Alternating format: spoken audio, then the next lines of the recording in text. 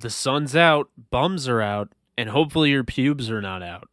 Also, flip-flop season is upon us, and you're out here with those post-pandemic toenails. Don't worry, our friends at Manscaped have you covered.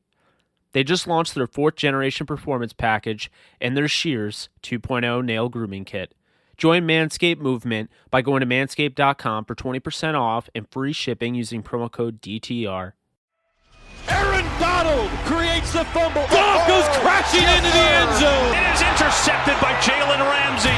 Robert Wood, touchdown. Picked off by John Johnson. Touchdown, Tyler Higbee. Cooper Kupp plucks it out of the air. Henderson with a good run and a first down. Still on his feet. Touchdown, Van Jefferson. Everett in stride.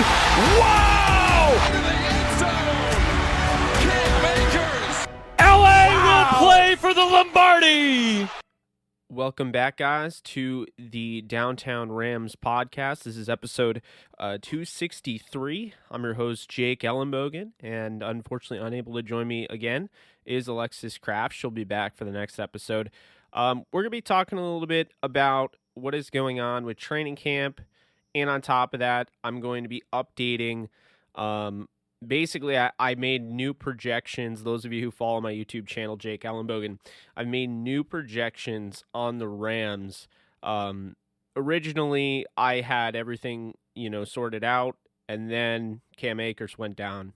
So I figured I should upgrade them, update them, what have you. But we'll get right into those, and I'll just discuss, my thoughts on what's going on in training camp. Obviously, I haven't seen it, but, I've seen what other people are talking about, and other people that are reputable, like a Jordan Rodriguez or a Nick Hamilton, friend of ours. So we'll get into that. I'm gonna start off with my projections.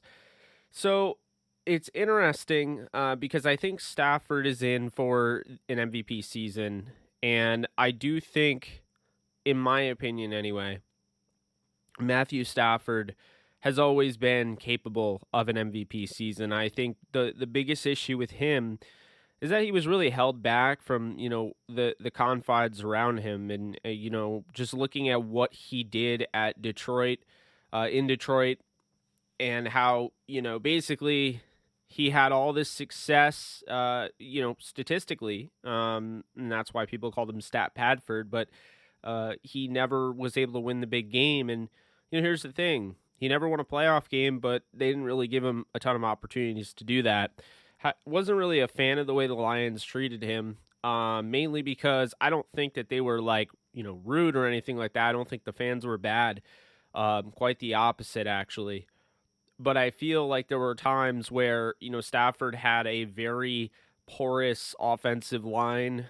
Stafford didn't have a great defense, and that bled into everything. So Matthew Stafford in 2021, I have 677 attempts, 463 completions, 5,185 yards, 51 touchdowns, 9 interceptions, 23 carries, 99 yards, 2 fumbles. That comes out to a fantasy point total of 501.3, using full 6-point touchdowns for quarterbacks and half-point PPR. And that puts him at second on my board behind only Lamar Jackson in fantasy, which I think will lead him to a winning the MVP. And here's the thing. I understand these are gaudy projections, expectations, what have you, but I think it's reasonable considering you have 17 games, considering the weapons you have, considering your offensive line is arguably top 10, around that, top 12. And on top of that, you have, a number one defense last year. This team is probably going to take a step back in a sense on defense, but they're still going to be top 10. So when you do the math, Stafford, his biggest thing, his injury, his interceptions rather, people always throw that, but they don't realize his interceptions are mainly because of the fact he would be down by 10, 14, 17, 20 plus points, and was trying to make a comeback. And, with Stafford, he's going to a place where, his head coach is 37-0. I believe it's 37-0 now. at halftime when leading, and that means he leads a lot going into halftime. Stafford is not going to lose you games that you are winning going into halftime. It's not going to happen. So I expect him to have a very, very good season. Plus, I think the injury to Cam Akers makes it so I think he'll throw a lot more. I think that McVay is going to go absolutely crazy, and he'll go close to 700 passing attempts this year because he has Matthew Stafford. I think there's a lot of things he's tried to implement, and he hasn't been able to do it. We've seen Goff. Goff has thrown over 600. He's thrown a lot of passes, and so I don't think it's crazy to assume that Stafford will be in that range, and so that's where I have him. Coming in next, going fantasy-wise, points-wise, we have 255.1, which puts him in the top 10. Robert Woods for the Rams, 143 targets, 110 receptions, 1205 for yards, 9 touchdowns, followed by 28 carries for 196 yards and a touchdown. This is somebody that I expect to be a Pro Bowler, and this is somebody that I expect to finally get the recognition he so deserves. Robert Woods is one of the best all-around receivers in football. He does everything. He blocks well. He's a great route runner. He's amazing after the catch. He's got great hands. He's reliable. All of it. So now with Matthew Stafford, I think you can expect him to have his best season to date. And on top of that, with the injury to Cam Akers and obviously his ability to run the football, because we've seen it, I think they're going to use him. I have 28 carries, my projection for him, and I don't think that's crazy. 255.1 points puts him in the top 10 among some big names. I don't think that's crazy at all. In a half-point PPR, I think there's a good chance that Robert Woods will end up, severely outplaying his ADP right now. But when you look at Woods, I mean, this is somebody that really hasn't been used in the jump ball game and things along that nature. But you look at, in training camp, it was yesterday or just the other day. I mean, Matthew Stafford threw it into double coverage, and Woods went up and climbed the ladder and got the football. So it's not that he's not capable of doing it. It's just that mainly his former quarterback was unable, or rather wasn't comfortable throwing that up for a chance. Now, moving on, we have Darrell Henderson actually finishing ahead of Cooper Kupp as the third Ram on the offense, for production and fantasy production. I have him at 249.1 points. That is 250 carries, 1,225 yards rushing, 7 touchdowns, followed by 56 targets for 38 receptions, 416 yards, and 4 touchdowns. So altogether, that's 11 total touchdowns for Darrell Henderson, and that is over 1,600 yards, which actually is better than I had Cam Akers doing. And the reason for this is because Cam Akers was going to be sharing time with Henderson. Not a ton, but sharing enough where he wasn't going to get a ton of, production. I had him over 1,500 on the season. I think Henderson is a very good receiving back that people just don't realize yet. He's great in pass pro. This is somebody that is probably better on the outside zone runs, toss sweeps, things along that nature than the inside zone. I think Sean McVay knows that.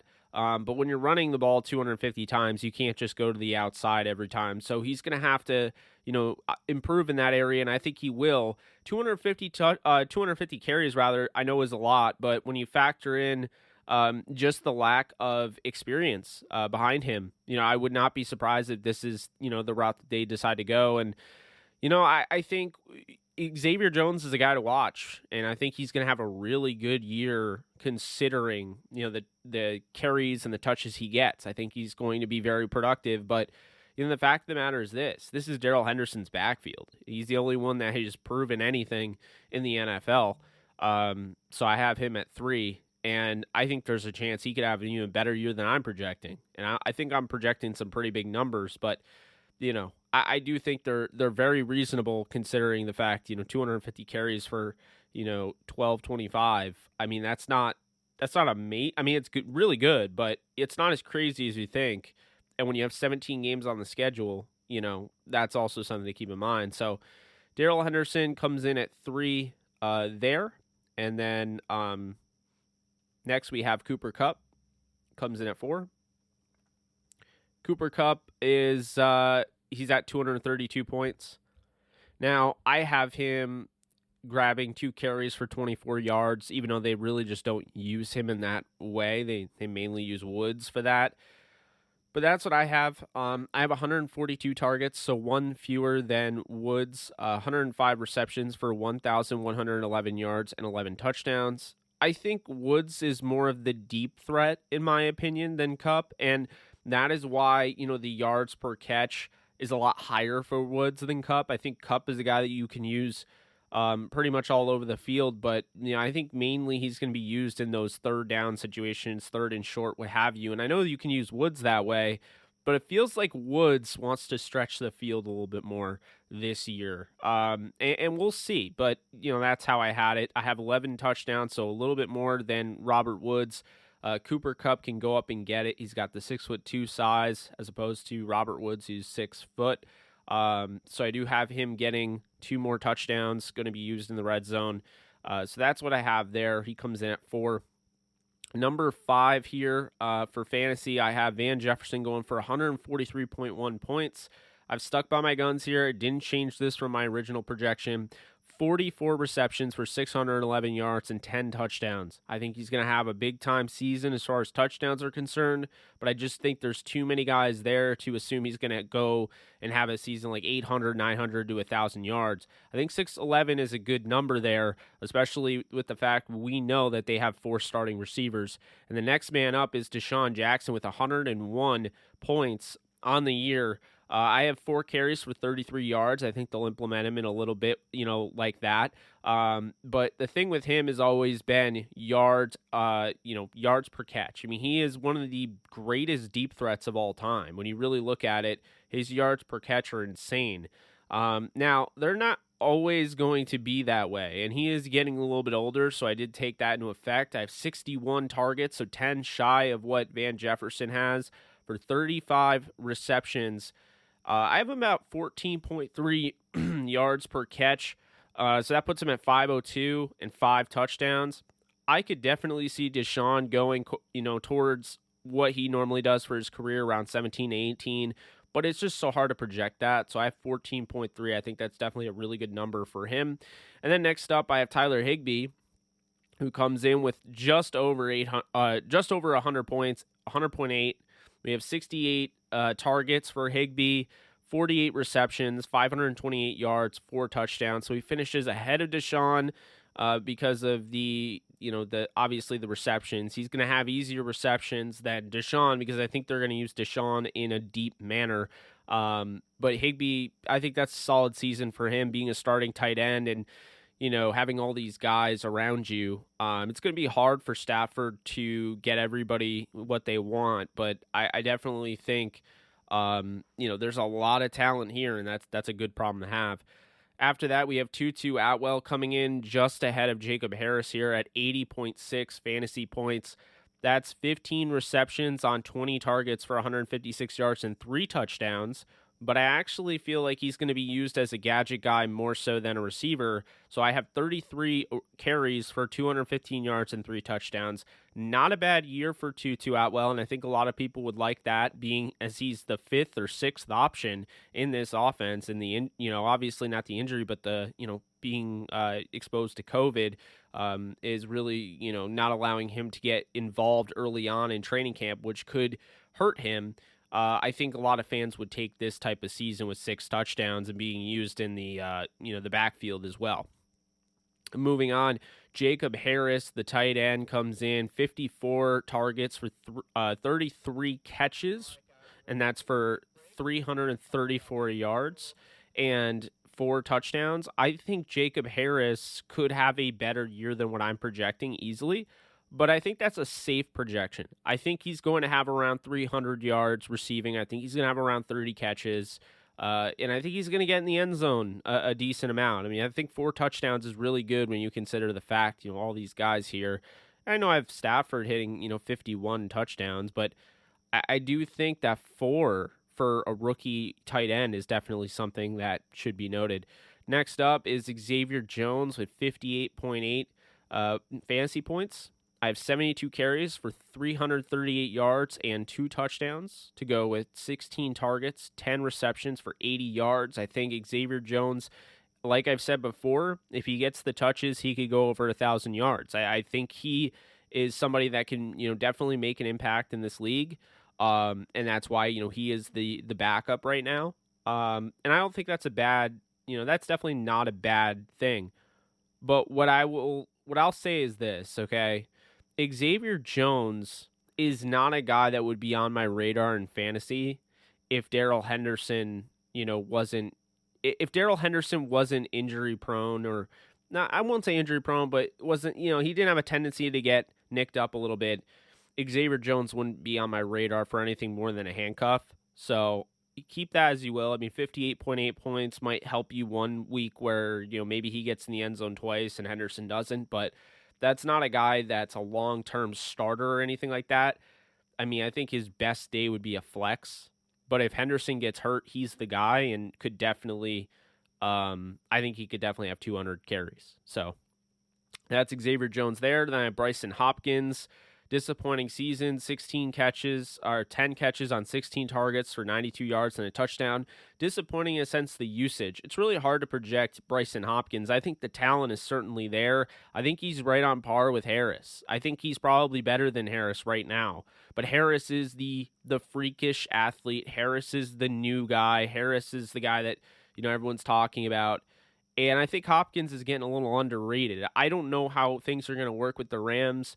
They could trade Higbee at some point and open up an opportunity for him. They want to keep, as Jordan Rodriguez mentioned, they want to keep Jacob Harris thinner and lighter to use him as that weapon, kind of like, for instance, the way, the Raiders use Darren Waller, but they want Bryson Hopkins to stay at his size and bulk and continue to operate as a blocker and grow, as an all-around tight end. So perhaps he is Higbee's replacement, but we will see. I don't think 10 catches for 92 yards and a touchdown is a bad season. I just think it sounds like a great game. But the fact is, it's just not a ton of production because they're not giving him a ton of opportunities. That's how I project it. Hope I did. I'm hoping I'm wrong, but I don't know if I'm going to be wrong on this one. Jake Funk comes in next at 19 points. I have 22 carries for 89 yards, followed by 18 targets for 7 catches and 66 yards. I think Jake Funk being the running back 3 on the depth chart right now, at least I think so. I think he'll get in, but I don't think he's going to have a huge role unless somebody gets hurt, and I really don't see anybody getting hurt because I can't project that, you know what I'm saying? So I think Jake Funk at 19 is definitely not bad, considering he's RB3 and probably shouldn't see a ton of time. And then wrapping it up here, I have Johnny Munt, 12 targets, 8 receptions, 75 yards, 11.5, fantasy points for the year. I think Munt is more of a blocking tight end, of course, but, he might be used a little bit, maybe, a quick screen or, a slip tight end screen or, something along those lines, something in the flat, get him moving. We saw the, 40-yard, passing play against the Bears. So, I mean, he's capable of it, but I wouldn't expect it. So those are my projections for the offense. I just figured I'd redo them since Akers is out. On top of that, we got some Madden ratings as well. The Rams Madden ratings are in, so we'll talk about that, but we'll be right back after these messages. The world is starting to open, and the Performance Package 4.0 from Manscaped is here to get you ready. Inside, you'll find their Lawnmower 4.0 trimmer, Weed Whacker ear and nose hair trimmer, Crop Preserver ball deodorant, Crop Reviver toner, plus 2 free gifts, Performance Boxer Briefs, and Shed Travel Bag. Talk about a world-class dismount into a post-quarantine world. This package is the perfect package for your package and peak performance in whatever sport you desire. The brand new Lawnmower 4.0 is here to take the podium. This 4th-generation trimmer features a cutting-edge ceramic blade to reduce grooming accidents thanks to their advanced skin-safe technology. The Lawnmower 4.0 has a 7,000 RPM motor, a new multi-function on and off switch can engage a travel lock, and gives you the ability to turn 4000K LED spotlight on and off when needed for a more precise shave. Did I mention this trimmer is waterproof too? Michael Phelps is drooling just thinking about the possibilities. This package also comes with the Weed Whacker to chop your worst weeds up top in both your nose and ear. This tool is a lock to take home the gold in the biathlon. The Weed Whacker is also waterproof and uses a 9,000 RPM motor powered 360-degree rotary dual blade system. This nose and ear hair trimmer provides proprietary skin-safe technology which helps prevent nicks, snags, and tugs in those delicate holes. After trimming your pubes, show them some sportsmanship with Manscaped's liquid formulations. The Crop Preserver Ball Deodorant and the Crop Reviver Ball Toner are the key to feeling victorious this year. With the promo code DTR at manscaped.com, escape the shrubs and weeds this summer and shine with Manscaped. Now back to our show. All right, we're back. So Madden ratings, right? I didn't want to go too far into it because I know it's a video game. Not everyone plays video games, but Madden 22 is around the corner, and I'm just going to go through the Madden ratings. We'll go position by position. Was not really thrilled with some of them. I'll compare them and see where we're at this point. But, right off the cuff, I can tell you, I think the Matthew Stafford rating of an 83 is ridiculous, personally. Wasn't a huge fan of that. 83, Wolford at a 59, Devlin Hodges at 57, and Bryce Perkins at 53. I had Matthew Stafford at 89, John Wolford at 75, Devlin Hodges and Bryce Perkins at 64. I don't know how you could even make the argument of a player being in the 50s if they've actually started. Like, Devlin Hodges has started 8 games in the NFL. John Wolford started last year a few games. I don't understand that. That's just a weird one for me.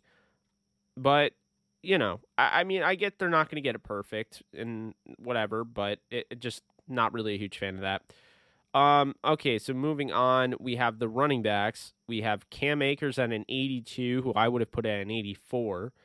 We have Darrell Henderson at a 75, who I have as an 83. We have Xavier Jones as 63, I have as a 70. We have Raymond Calais at a 62, I have as a 64. We have Jake Funk at a 66, I have as a 63. And they don't have Otis Anderson on the roster, but I had him as a 62. So, also never understood that. There's just players missing from the roster. I know I'm sounding like I'm a hater, but not really sure what Madden's doing there. All right, let's go to the receivers. So the receivers, I have Robert Woods as an 88. They have Robert Woods as an 87. I had Cooper Kupp as an 88. They have Cooper Kupp as an 86. I have Deshaun Jackson and Van Jefferson as a 75. They have Deshaun Jackson as a 79 and Van Jefferson as a 72. I have Tutu Atwell as a 72. They have a 68 for Tutu Atwell. I didn't have Simba Webster. They still have him on the roster.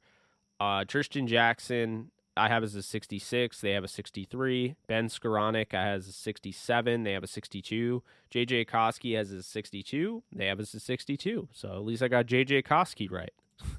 So I don't, like I said, some of them aren't bad. Some of them are really bad. Now we move on to the tight ends here. For tight end, I have Tyler Higbee as an 82. They have Tyler Higbee as an 82. I have Jacob Harris as a 74. They have him as a 63, which is just crazy. I have Johnny Munt as a 71. They have Johnny Munt as a 61. I have Bryson Hopkins as a 67. They have Bryson Hopkins as a 64. I have Kendall Blanton as a 63. They have him as a 57. And I have Kyle Marquez as a 60, and they don't have him on the roster. Anyway. Yeah, I'm saying, we both got Higbee right, or I got Higbee right. It was dead on at 82, but I just, not really a big fan of the way they do this at all. I mean, some of them are really good, but, there's those misses, and I do think they're apparent in this one. Definitely underrating the Rams. So Andrew Whitworth I have as an 86, or I have as an 85. They have as an 86. I have Rob Havenstein as an 80. They have Rob Havenstein as an 80. I have Austin Corbett as a 77. They have him as a 74.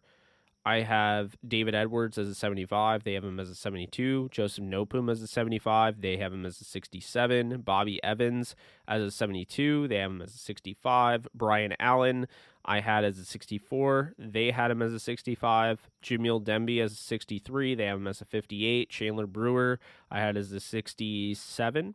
68. And they have him as 57. Tremaine Ankrum as 69. They have him as a 57. Coleman Shelton, I had as a 64. They have him as a 50.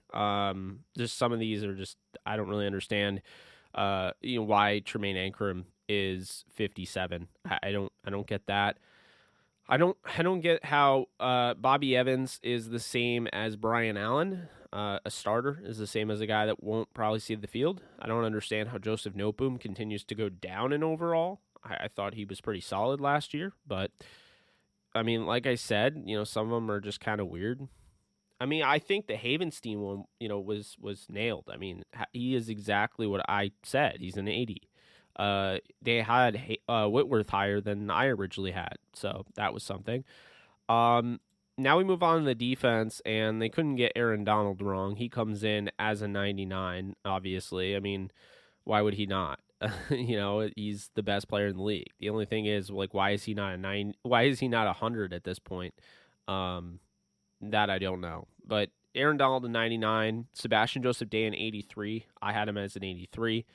Ashawn Robinson I as a 72. They have as a 77. They have as a 72. I had Greg Gaines at a 73. They have him as a 69. I have Bobby Brown as a 73. They have him as a 67. I have Mike Hawk as a 64. They have him as 65. Ernest Brown I had as a 71. They have him as a 64. Marquise Copeland I have as a 67. They have him as 61. And Eric Banks a 60. I had him as a 67. So, and then I had George Sylvanik as a 60, and they don't have him. Or Jonah Williams. Yeah, it is weird. There are players that they just don't even have that are clearly on the roster, that have been on the roster since before the draft. So I'm not really sure why they're just not on the. I don't know. I guess it's like a roster limit or something. Just seems weird that they can't just fix that. I don't know. Maybe that's just me. So now we go to outside linebacker, and I had Leonard Floyd as an 85. They have him as a 79. I had Justin Hollins as a 75. They have him as a 70. I had Terrell Lewis as a 74. They have him as a 68. Obadiah Okoronkwo as a 72. They have him as a 69. I had Justin Lawler as a 67. They have him as a 64. Chris Garrett as a 62. I had him as a 63. They're missing Maximilian Roberts and John Daka. Yeah, so like I said, more guys that are just not on the roster. Kind of weird, but whatever. Now we move on. We're going to go to middle linebacker. And for this, I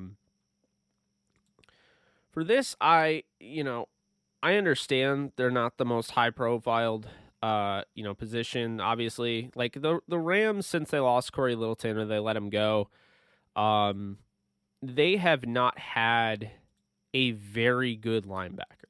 They've had some guys that had the potential to be good linebackers. They haven't had a very good linebacker. So it wasn't surprised to see their highest grade be 70. I have 75 overall for Troy Reeder. They have him as a 68, highly underrating him, I think. Ernest Jones, I had as a 74. They have him as a 65. I had Micah Kaiser as a 72. They have him as a 70, the highest. I don't know why. Kenny Young, I had as a 70. They have him as a 68. I have Jake Gervais. They don't even have Jake Gervais at middle linebacker. They probably have him as a safety, but I have him as 68, so I'm assuming he'll probably be like a 57. We'll get into that. Christian Roseboom, I have as a 67. They have a 59. I think the Traven Howard as a 60 is ridiculous, but that's just me. He's probably going to start, so. And I don't think the Rams think he's bad either. Like, he's going to start because he's a good player. Yeah, like I said, a lot of this just doesn't really make any sense to me. But whatever, we're going to continue on. We're going to go into the defensive backs here.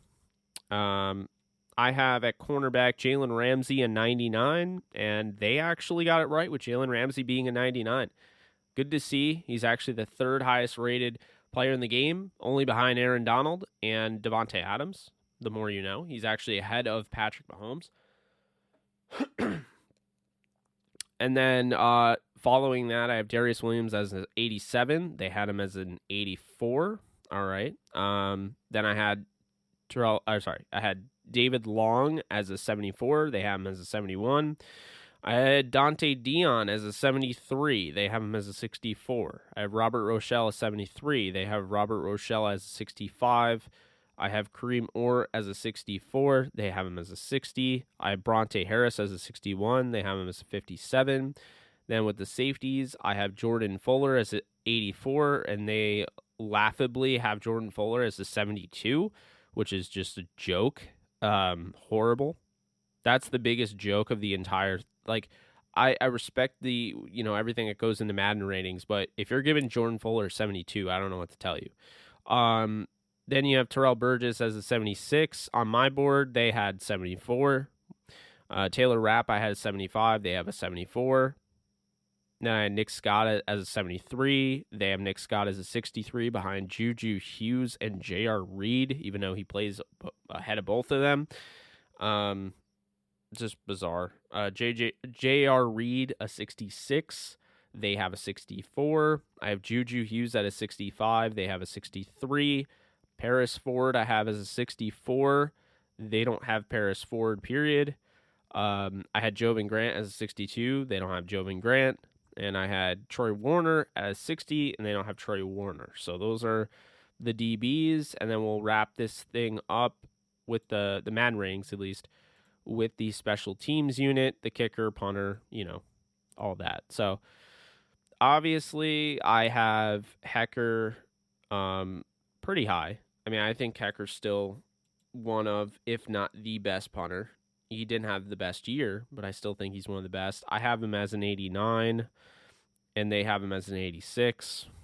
I have Corey Boriquez as an 85 because he was a monster last year. They have him as a 77. I have Matt Gay as an 83. They have him as a 73. I have Austin McGinnis as a 74. They have him as a 66. And I have Brandon Wright as a 70, and they have him as a 66. So my takeaway for the Madden ratings, very simple, okay? I think some of them are good. I think some of them are really bad. Like the Jordan Fuller one is suspect.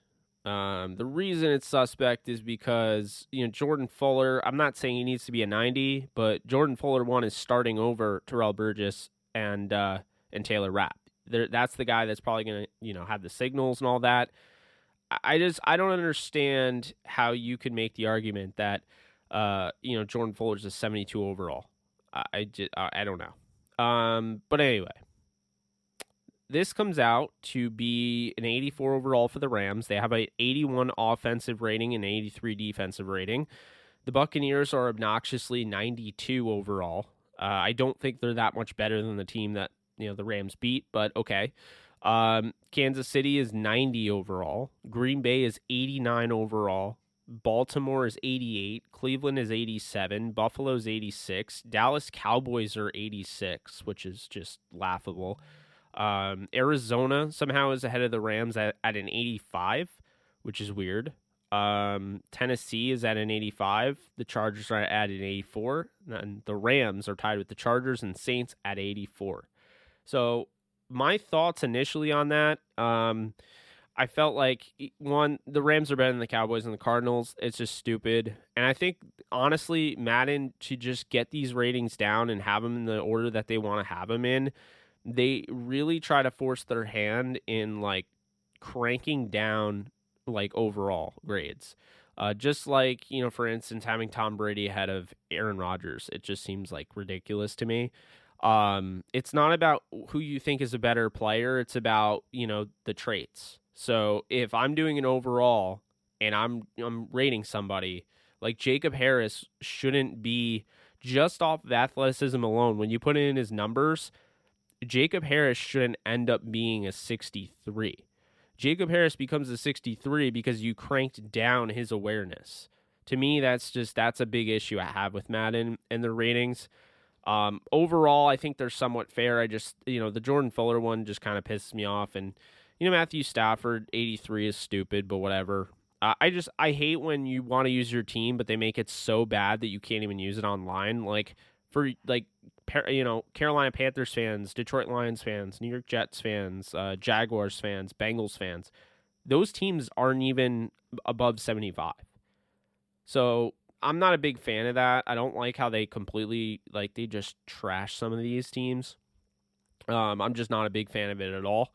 So, that's my thought process. I don't know how in God's green earth you could think the Carolina Panthers are 73 and the second worst team in the league, but that's what Madden has. But yeah, those are the Madden ratings. That's pretty much all there is to that. So those are done. We're going to talk a little bit about camp and then call it a show. But basically what's going on, it sounds to me like Terrell Burgess is tearing it up. Sounds to me like Deshaun Jackson's tearing it up. And, Matthew Stafford is gaining, a very nice rapport with Deshaun Jackson, with Robert Woods, with Cooper Kupp, Van Jefferson, Higbee. So those are things that you want to hear about. Those are things you want to see. Jalen Ramsey had a really nice pick 6 on Stafford. He was covering Cooper Kupp, had a really nice pick 6. You can find it all over Twitter. So he's having a good camp.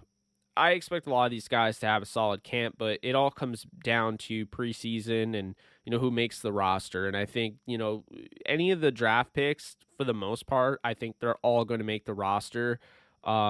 Maybe there's a concern about, somebody like, say, I don't know, Ben Skoranek, who might find himself on the outside looking in if they keep 5 receivers and not 6. But for the most part, I think everybody from that draft class is going to make the team.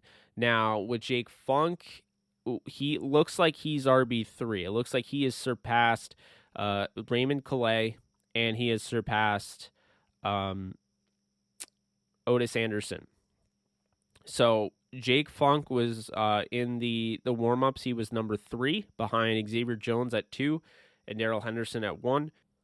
But there are some injuries, and, you had the core injury to Jacob Harris, although he was back. But we find out there's a wrist injury that needs surgery for the rookie cornerback, Robert Rochelle, and then a UCL thumb injury for Bobby Brown that's going to also require surgery. These guys will be back sooner than later, but it's still frustrating to have these injuries early on. You have those 2 injuries. You have Jacob Harris's core injury, and then you have Cam Akers' injury. Not ideal, obviously. So, right now, that is what's going on in camp. I wish I could be out there. Unfortunately, I can't. So this is me giving the best I can in regards to that. But that's going to do it for this show. I hope you guys enjoyed. If you did, be sure to subscribe if you haven't already to this podcast on all platforms. And be sure to share it. If you like this, if you have Rams fans, tell them where to go. DowntownRams.com and Downtown Rams Podcast. But that's going to do it for me. I'm Jake Ellenbogen. Alexis Kraft will be back in the next episode. And you guys take care.